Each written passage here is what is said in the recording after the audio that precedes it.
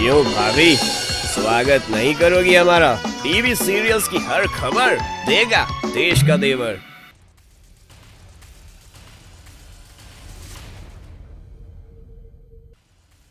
सुबह के 7 बज रहे हैं। आप देख रहे हैं सारा देश 100 खबरें और मैं हूं आपके साथ अर्पिता आर्य। तो चलिए शुरुआत करते हैं 100 खबरों का ये सिलसिला।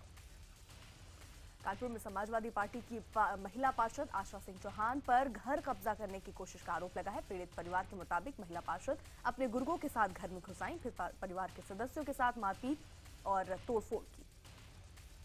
उत्तर प्रदेश के ग्रेटर नोएडा में नशे में धुत जीप पर सवार पुलिसकर्मियों ने एक ऑटो रिक्शा को टक्कर मार दी। इस हादसे में ऑटो रिक्शा में सो रहे चालक गंभीर रूप से घायल हो गया।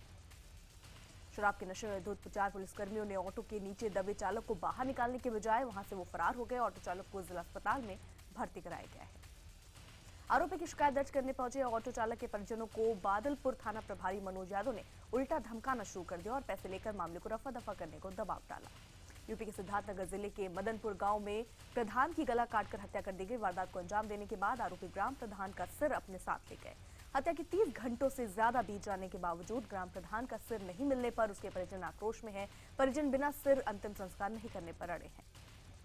यूपी के बरेली में एक दिव्यांग व्यक्ति के साथ पहले तो दबंगों ने मारपीट की, फिर उसके चेहरे पर कालिख पोतकर पूरे गांव में घुमाया।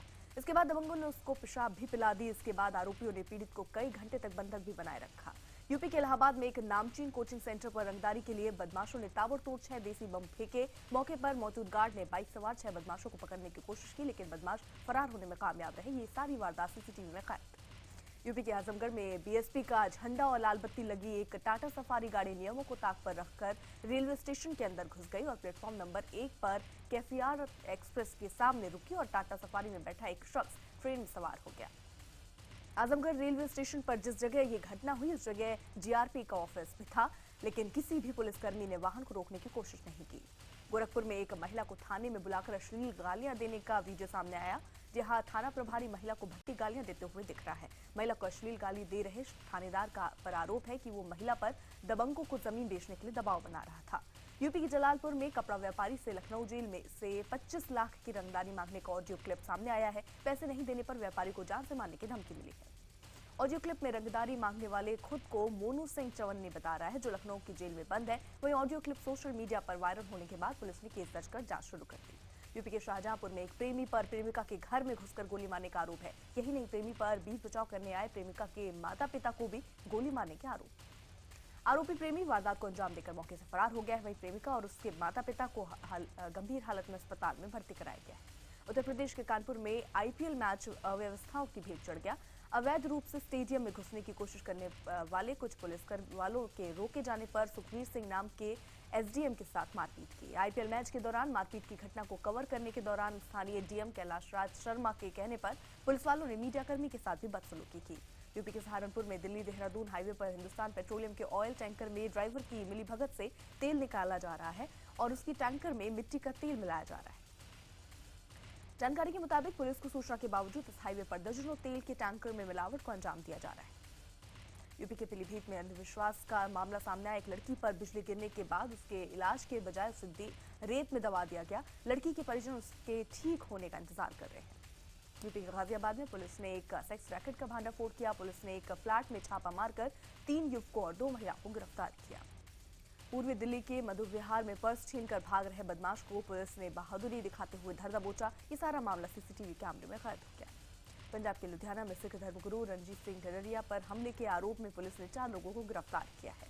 बता दें 17 मई को सिख धर्मगुरु रणजीत सिंह ढररिया के काफिले पर बाइक सवार कुछ लोगों ने हमला कर दिया था। इस दौरान बदमाशों ने कई राउंड फायरिंग भी की थी। फायरिंग में रणजीत सिंह बाल बच गए थे, जबकि गाड़ी में सवार उनके समर्थक की मौके पर ही मौत हो गई थी। इस दौरान आरोपियों ने खालिस्तान के समर्थन में नारे भी लगाए थे। हरियाणा के सोनीपत में स्वास्थ्य विभाग की टीम ने एक क्लिनिक पर छापेमारी कर गर्भपात के खेल का खुलासा किया। पुलिस ने छापेमारी में क्लिनिक से एक डॉक्टर और महिला को गिरफ्तार किया है। विजयमाल्या की कंपनी के बोर्ड ऑफ गारंटरों की सूची में पीलीभीत के एक किसान का नाम आने से हड़कंप मच गया है। पीलीभीत निवासी किसान मनमोहन सिंह की मुश्किलें उस वक्त बढ़ गई जब उन्हें बैंक की ओर से ये सूचना दी गई कि उनका खाता सील कर दिया गया है। दरअसल यहाँ की एक बैंक शाखा में बैंक अफसरों को मुंबई का एक पत्र मिला। इस पत्र में माल्या की कंपनी किंगफिशर एयरलाइंस के बोर्ड ऑफ गारंटरों की सूची में किसान मनमोहन सिंह का नाम था। अब इसकी जांच की जा रही है। सलमान की शादी पर सवाल पूछने पर फिल्म अभिनेता सोहेल खान का मीडिया से बदसलूकी का मामला सामने आया। पूरा मामला 19 मई का है, जब एक महिला पत्रकार ने सोहेल खान से सलमान की शादी को लेकर सवाल पूछा तो भड़क गए। उन्होंने मीडिया को बुरा भला कहा और भद्दी गालियां भी दे दी। वहीं इस पूरे मामले के बाद खुद सलमान अपने भाई के बचाव में उतरे और मीडिया को ही नसीहत देते दिखे। मध्य प्रदेश के शिवपुरी में एक सड़क हादसे में 10 लोगों की मौत हो गई और 3 लोग घायल हो गए। ये लोग यूपी के गोरखपुर और कुशीनगर के रहने वाले थे। सिंहस्थ कुंभ में आखिरी शाही स्नान करके लौट रहे थे। शिमला में एक बस हादसे का शिकार हो गई, जिसमें 11 लोगों की मौत हो गई। बताया जा रहा है कि बस में कुल 36 लोग सवार थे। प्रशासन के अमले ने घटनास्थल पर पहुंचकर घायलों को अस्पताल पहुंचाया। प्रशासन ने फौरी तौर पर 4 लाख रुपए की सहायता राशि का ऐलान किया। दिल्ली के अलीपुर इलाके के पास यमुना नदी में डूबने से 4 युवकों की मौत हो गई। गोताखोरों ने कई घंटों की तलाश के बाद चारों युवकों का शव नदी से निकाल लिया। उज्जैन में चल रहे सिंहस्थ कुंभ में कंचेश्वरी मंदिर के पट्टाभिषेक समारोह के दौरान साधुओं के बीच मामूली विवाद को लेकर मारपीट हो गई। दरअसल साधुओं के बीच पानी छींटने को लेकर यह विवाद शुरू हुआ, जो बढ़कर झड़प से मारपीट में तब्दील हो गई। मामले को बढ़ता देख पुलिस को हस्तक्षेप करना पड़ा, जिसके बाद मामला शांत हुआ। आगरा के जगदीशपुरा इलाके में एक जूता फैक्ट्री में भयानक आग लगने से लाखों का सामान जलकर खाक हो गया। सूचना मिलने के बाद करीब 6 दमकल की गाड़ियों ने मौके पर पहुंचकर कड़ी मशक्कत कर आग पर काबू पाया। महाराष्ट्र के अकोला में एक ऑयल फैक्ट्री में भीषण आग लग गई। आग इतनी भयानक थी कि उसने देखते ही देखते पूरी फैक्ट्री को अपनी चपेट में ले लिया। वहीं घंटों की मशक्कत के बाद आग पर काबू पाया गया। कनाडा के ऑयल टाउन फोर्ट मैकमरे में कुछ दिन पहले भीषण आग लगी थी। आग इतनी भयानक थी कि पूरा शहर धू-धू कर जल उठा, लेकिन प्रशासन की मुस्तैदी के चलते शहर में एक भी हादसा नहीं हो पाया। दिल्ली के नरौजी नगर में एक बेकाबू डंपर सबवे के अंदर घुस गया। हादसे से पहले इस डंपर ने कई गाड़ियों को टक्कर मारी। हादसे के बाद डंपर का ड्राइवर गाड़ी छोड़कर फरार। प्रधानमंत्री नरेंद्र मोदी आज 2 दिन के ईरान दौरे पर रवाना होंगे। ईरान से अंतर्राष्ट्रीय प्रतिबंधों के हटाए जाने के बाद हो रही पीएम मोदी की ये यात्रा भारत ईरान रिश्तों को नई मजबूती देगी। इस दौरान दोनों देशों के बीच उच्च संबंधों के से लेकर प्राचीन सांस्कृतिक रिश्तों के तार भी मजबूत करने पर जोर रहेगा। प्रधानमंत्री नरेंद्र मोदी के रेडियो कार्यक्रम मन की बात का 20वां संस्करण आज होगा। प्रधानमंत्री ने खुद अपने ट्विटर अकाउंट के माध्यम से इस खबर की जानकारी दी। पीएम मोदी ने ट्वीट करते हुए हमेशा की तरह इस बार भी अपने रेडियो कार्यक्रम मन की बात के लिए सुझाव मांगे हैं। आम आदमी पार्टी ने महाराष्ट्र सरकार में राजस्व मंत्री एकनाथ खड़से पर डॉन दाऊद इब्राहिम से फोन पर बात करने का सनसनीखेज आरोप लगाया है। आपने आरोप लगाया है कि एकनाथ खड़से का संबंध most wanted terrorist Dawood Ibrahim से है और उसकी दाऊद इब्राहिम से बात भी होती है। हालांकि एकनाथ खड़से ने आम आदमी पार्टी के सभी आरोपों से इनकार किया। वहीं मुंबई के ज्वाइंट कमिश्नर अतुल चंद्र कुलकर्णी ने भी बताया है कि प्राथमिक जांच में खबरों को निराधार पाया गया है। विपक्षी हमले से जूझ रहे नीतीश सरकार पर अब सहयोगी दल आरजेडी के सांसद मोहम्मद तस्लीमुद्दीन ने सवाल खड़े किए हैं। आरजेडी सांसद तस्लीमुद्दीन ने ये यहां तक कह दिया कि नीतीश कुमार सरकार चलाने में फेल है। ऐसे हालत में नीतीश कुमार को इस्तीफा दे देना चाहिए। वहीं जेडीयू ने तस्लीमुद्दीन पर पलटवार करते हुए कहा कि इस तरह के बयान देने वाले लोगों पर लालू यादव को कार्रवाई करनी चाहिए। बिहार में लगातार बढ़ते अपराध के खिलाफ बीजेपी कार्यकर्ताओं ने पटना में आक्रोश मार्च निकाला। बीजेपी ने राज्य सरकार की कार्यप्रणाली पर सवाल निशान उठाते हुए सीएम नीतीश कुमार का इस्तीफा मांगा। सीबीआई ने हरियाणा में इंडस्ट्रियल प्लांट आवंटन में हुए घोटाले के मामले में हरियाणा के पूर्व सीएम भूपेंद्र सिंह हुड्डा के खिलाफ केस दर्ज किया। हालांकि हुड्डा ने इसे बदले की भावना से की गई कार्रवाई बताया।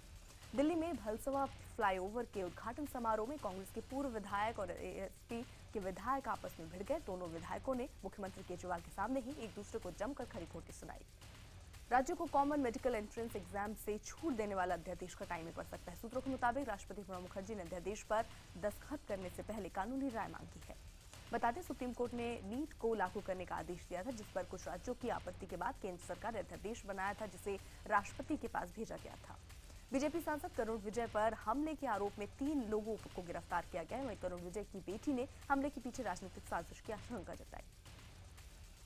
इस बीच मुख्यमंत्री हरीश रावत और राज्यपाल के पॉल देहरादून के मैक्स अस्पताल पहुंचे और करुण विजय का हाल जाना।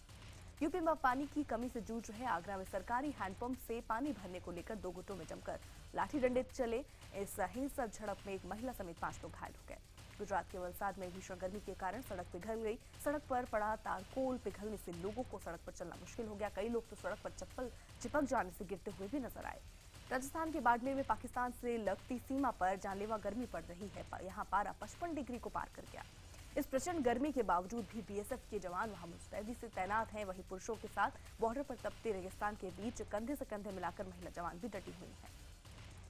आदिवासी बहुल्य कांकेर में भीषण गर्मी के कारण तालाब सूख रहे हैं, जिसके कारण गांव में पीने के पानी के लिए लोग एक दूसरे से झगड़ा कर रहे हैं।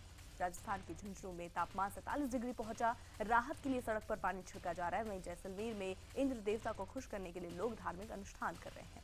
दिल्ली के संगम विहार में पानी की समस्या से परेशान लोग सड़कों पर उतरे और केजरीवाल सरकार के खिलाफ जमकर प्रदर्शन किया। इस दौरान महिलाओं ने ड्रम बजाकर केजरीवाल सरकार और जल बोर्ड के खिलाफ नारेबाजी की। एमईटी डायरेक्टर बीपी यादव के मुताबिक पिछले दिनों के मुकाबले यूपी, एमपी, राजस्थान, बिहार में तापमान गिरा है और अगले 4-5 दिनों तक तापमान में परिवर्तन नहीं आएगा। आगरा में प्रचंड गर्मी से पानी की कमी को लेकर आक्रोशित लोगों ने सड़कों पर उतरकर जाम लगाकर प्रदर्शन किया। उत्तराखंड के रुद्रप्रयाग में जय मंडी के पास बादल फटने से भारी तबाही मच गई। घटना के बाद बद्रीनाथ हाईवे भी बंद कर दिया गया। वहीं बादल फटने के बाद रास्तों पर गिरे मलबे को साफ करने के लिए जेसीबी मशीन को लगाया गया है। बिहार के कुछ इलाकों में मौसम का मिजाज अचानक बदला नजर आया। घने बादलों के बीच आंधी और बारिश से लोगों को भीषण गर्मी से थोड़ी राहत मिली। बिहार के भागलपुर में हाई वोल्टेज बिजली के तार की चपेट में आने से एक ही परिवार के 3 लोगों की मौत हो गई। दरअसल एक युवक हाई टेंशन तार के पास बिजली कनेक्शन लेने की कोशिश कर रहा था। इसी दौरान वो हाई टेंशन तार में चिपक गया। उसे तड़पता देख उसे छुड़ाने गए परिवार के बाकी 2 लोग भी उससे चिपक गए और सबकी मौत हो गई।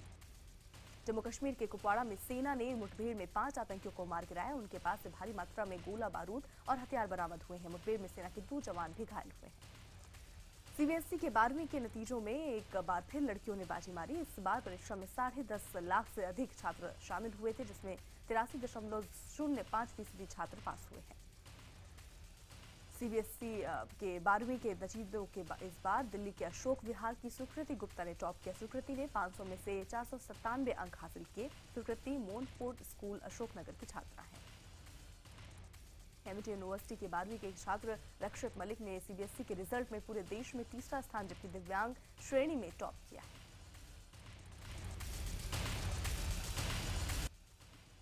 बीसीसीआई अध्यक्ष शशांक मनोहर के इस्तीफे के बाद आज बीसीसीआई की एसडीएम की बैठक होगी, जिसमें बोर्ड के नए अध्यक्ष के तौर पर अनुराग ठाकुर को चुना जाना लगभग तय है। कानपुर में खेले गए आखिरी ग्रुप मुकाबले में मुंबई को गुजरात ने 6 विकेट से हरा दिया। 173 रनों का पीछा करते हुए गुजरात ने 18वें ओवर में ही लक्ष्य को हासिल कर लिया। इसके साथ ही गुजरात पॉइंट्स टेबल के टॉप पर पहुंच गई है। वहीं दूसरी तरफ हार के बाद मुंबई की टीम का प्लेऑफ में पहुंचना बेहद मुश्किल हो चुका है। आईपीएल सीजन 9 में आज कोलकाता नाइट राइडर्स का मुकाबला सनराइजर्स हैदराबाद से होगा। वहीं दिल्ली डेयरडेविल्स बेंगलुरु से भिड़ेगी। भारतीय महिला मुक्केबाज मैरी कॉम वर्ल्ड चैंपियनशिप के दूसरे राउंड में हार गई हैं, जिसके बाद उनके सीधे रियो ओलंपिक में क्वालिफाई करने का रास्ता बंद हो गया। अब एआईबीए का विशेष आमंत्रण मैरी कॉम के लिए आखिरी उम्मीद है। साल के दूसरे grand slam tournament French open का आज से आगाज होने वाला। दुनिया के नंबर 1 टेनिस खिलाड़ी जोकोविच के सामने इस बार खिताब को जीतने की बड़ी चुनौती होगी।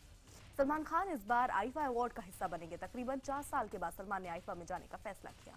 इस बार सलमान आईफा में परफॉर्म करने की भी तैयारी कर रहे हैं। शिल्पा शेट्टी भी इस बार आईफा में योगा प्रमोट करने पहुंचेंगी। ये 23 जून से 26 जून तक स्पेन में होगा। अजय देवगन, सलमान खान और संजय दत्त जल्द ही एक साथ एक फिल्म करते नजर आएंगे। ये फिल्म साल 2010 में आई हॉलीवुड फिल्म पर बनाई जाएगी। जॉन इब्राहिम और वरुण धवन की फिल्म डिशुम में अक्षय कुमार गेस्ट अपीयरेंस में दिखाई देंगे। फिल्म में अक्षय एक गे किरदार में दिखेंगे। अक्षय का ये किरदार घाघरा चोली पहने हुए दिखाई देगा। अक्षय के अलावा फिल्म में नरगिस फाखरी भी होंगी। फिल्म रोहित धवन के निर्देशन में बन रही है।